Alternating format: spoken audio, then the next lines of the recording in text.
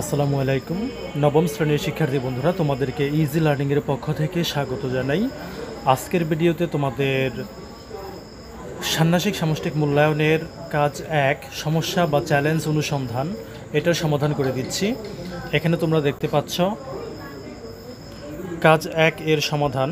নমুনা ছকে আমরা আমি যা খুঁজে পেলাম সেখানে লিখতে পারি বাল্যবিবাহ, নারী নির্যাতন, বেকারত্ব, লিঙ্গগত বৈষম্য, পরিবেশ দূষণ, অপরাধ ও সহিংসতা। প্রথম বন্ধু যা খুঁজে পেল যৌতুক প্রথা, অ্যাসিড নিক্ষেপ, শিক্ষার অভাব, স্বাস্থ্য সমস্যা, মানবাধিকার লঙ্ঘন, জাতিগত ও ধর্মীয় বৈষম্য। তো এটা ছিল তোমাদের কাজ ১ এর সমাধান। পরবর্তী সমাধান খুব দ্রুত আপলোড করা হবে। ধন্যবাদ সবাইকে সাথে থাকার জন্য।